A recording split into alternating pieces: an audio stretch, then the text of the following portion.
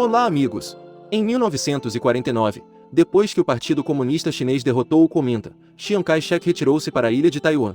No entanto, suas forças ainda controlam as cadeias de ilhas localizadas perto da costa chinesa, como Hainan, Nanping, Dongsha, Ilhas Vansha, Kinmen, Dachen, Mazu, Zhoushan e muitas outras próximas. Se a China quiser trocar e matar até Taiwan e Chiang Kai-shek tiver uma chance de contra-atacar no continente, a China deve capturar as ilhas ao redor da costa. Então eles lançaram ataques ferozes na década de 1950 e ganharam o controle da maioria das ilhas. Com a suposição de que, após a conclusão da pacificação, a China irá direto para Taiwan para concluir a reunificação. No entanto, a vitória estava muito próxima quando a Guerra da Coreia estourou. A China foi forçada a mover a maior parte de suas forças para o norte para a defesa. Eles temiam que os Estados Unidos ajudassem a Coreia do Sul a vencer e usaram o pretexto de estacionar perto da fronteira para ameaçar. Isso quase teria se tornado realidade se eles não tivessem enviado diretamente centenas de milhares de soldados para ajudar a Coreia do Norte. Depois que a guerra terminou com o armistício em 1953, as tropas chinesas continuaram a retornar ao sul para cumprir o restante do objetivo da reunificação. Eles bombardearam Kinmen, Dachen e Mazu, as três principais ilhas remanescentes de Taiwan. No entanto, a situação geopolítica mudou, porque a China participou da Guerra da Coreia, então os Estados Unidos os consideram um oligarca comunista que precisa ser contido. Por um lado, eles enviaram a 7ª Frota ao Estreito de Taiwan para impedir que a China tomasse as ilhas restantes. Por outro lado, os Estados Unidos formaram a Organização do Tratado do Sudeste Asiático junto com a França, Grã-Bretanha, Nova Zelândia, Austrália, Filipinas, Taiwan e Paquistão para combater os regimes comunistas, no qual a China é considerada o principal oponente a ser enfrentado, por causa das ameaças de 4 lados, bem como a relutância da União Soviética em enfrentar caso os Estados Unidos usem armas nucleares. Portanto, Pequim foi forçada a se sentar à mesa de negociações e aceitar uma coexistência pacífica com Taiwan. Depois desse acontecimento, a China sentiu-se humilhada quando o inimigo ameaçou em seu próprio território. Portanto, o presidente Mao Zedong decidiu construir bombas nucleares por todos os meios para que os Estados Unidos ouvissem com atenção e não ousassem menosprezar a China. O único país que poderia ajudá-los era a União Soviética, então liderada por Nikita Khrushchev. A ironia é que ele está inclinado a se opor a todos os legados de seu predecessor Stalin, enquanto Mao Zedong era um grande fã de Stalin. Desentendimentos à parte, ele apoiou Khrushchev quando o líder foi fortemente combatido pela oposição doméstica. Em troca, a União Soviética ajudou a China a treinar muitos cientistas nucleares em Dubna, perto de Moscou. Eles também ensinam mineração de urânio em Xinjiang, auxiliam na construção de instalações de pesquisa e fornecem reatores nucleares. No entanto, a União Soviética não tinha nenhuma intenção real de ajudar a China a adquirir armas nucleares. Por que querem usar armas nucleares como alavanca para controlar e manter Pequim para sempre um subalterno da União Soviética? Tudo o que eles sustentam se limita a gerar eletricidade, não fazer uma bomba.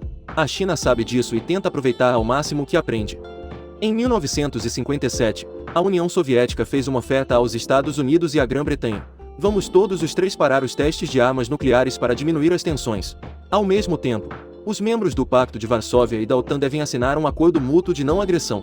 Isso significa que Khrushchev quer se reconciliar e viver pacificamente com o Ocidente. Mao Zedong mais tarde o denunciou como um falso comunista aleijado. De Mr. Mac a Stalin, todos consideram os países ocidentais como inimigos e o comunismo nasceu para fazer uma revolução contra o capital. Se vivemos pacificamente com o Ocidente, é como nos dar um tapa na cara, virar o caminho que seguimos.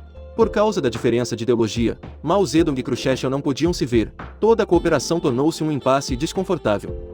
Finalmente, em 1960, a União Soviética retirou todos os seus cientistas e parou de apoiar a China em projetos relacionados ao nuclear. Naquela época, exceto pela tecnologia de enriquecimento de urânio, Pequim não sabia nada sobre o processo de fabricação de uma bomba atômica ou armas relacionadas. Khrushchev pensava assim e argumentou que a China não poderia ter sucesso sem a ajuda da União Soviética. No entanto, Khrushchev subestimou a China.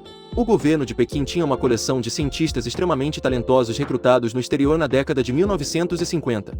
Incluindo Tim Ok-san, que estudou nos Estados Unidos e foi recrutado para o exército por causa de suas realizações notáveis. Ele foi fundamental no desenvolvimento de mísseis altamente eficazes para Washington. Ao mesmo tempo, ele também foi um dos cientistas envolvidos no Projeto Manhattan, construindo as primeiras bombas atômicas para os Estados Unidos. Por ser suspeito de ter aderido aos comunistas, foi expulso do exército. Em 1955, Chiang Ok-sen foi autorizado a retornar à China por meio de um programa de troca de prisioneiros com os Estados Unidos em troca de soldados capturados durante a Guerra da Coreia. Um funcionário de Washington disse uma vez: "Esta é a coisa mais estúpida que seu país já fez." Além de Tim Ok-san, existem outros doutorados em física, como Deng Ha-tien, que se formou nos Estados Unidos. Peng Huanwu obteve seu diploma na Escócia, que trabalhou com o famoso cientista alemão Max Born. Qin Wei-shun obteve seu diploma no Canadá e Qin Tankun obteve seu diploma na França. Eles são chamados de pais da bomba atômica chinesa. Em 1956, esses homens, juntamente com um grupo de mais de 30 jovens cientistas, foram encarregados de implementar o programa de 2 bombas e um satélite. Ou seja, criar 3 coisas: bomba atômica, míssil balístico intercontinental e satélite artificial. Sob a direção de Mao Zedong, os cientistas planejaram ter armas nucleares a todo custo dentro de 10 anos para evitar a intimidação do inimigo. Por medo da atenção ocidental, eles trabalharam silenciosamente em segredo. Os documentos não dizem como eles fizeram o trabalho específico, mas muitas falhas fatais ocorreram devido à exposição à radiação. Apesar de tudo isso, Mao Zedong e os cientistas chineses só estavam interessados nos resultados. Em 1964, a primeira bomba atômica foi detonada com sucesso em Lopnou sob o nome de Projeto 596. Isso fez da China o 5º país a possuir armas nucleares depois dos Estados Unidos, União Soviética, Reino Unido e Estados Unidos. Em 1966, eles continuaram a lançar com sucesso o míssil Dongfeng capaz de carregar uma ogiva nuclear. Em 1970, eles usaram um foguete longa marcha para lançar o primeiro satélite artificial chamado Dongfeng Hongbun. Essa também foi a época em que o programa de 2 bombas, um satélite foi concluído. Desde então, a indústria de ciência e tecnologia de defesa da China cresceu e se desenvolveu continuamente. Eles não têm mais tanto medo da ameaça nuclear dos Estados Unidos como tinham na década de 1950. Suas vozes também ganharam peso na arena internacional e amedrontaram qualquer inimigo.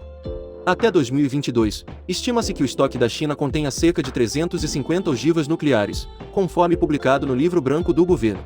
Pequim sempre aderirá ao princípio de não usar armas nucleares para atacar primeiro, mas apenas para retaliar se for atacado pelo inimigo com armas nucleares. Além disso, a China se compromete a não ameaçar ou usar armas nucleares contra estados sem armas nucleares em nenhum momento ou em nenhuma circunstância. Isso é semelhante à Índia, que só usa armas destrutivas para fins de dissuasão e em caso de primeiro ataque. Ao contrário do Reino Unido, Estados Unidos, Rússia, Paquistão e Coreia do Norte, esses países estão prontos para usar armas nucleares se sua integridade territorial estiver ameaçada ou no caso de não ser possível enfrentar o inimigo com armas convencionais. Em suma, eles podem atacar primeiro se acharem necessário. Vídeo termina aqui. Obrigado por gostar. Adeus e até mais.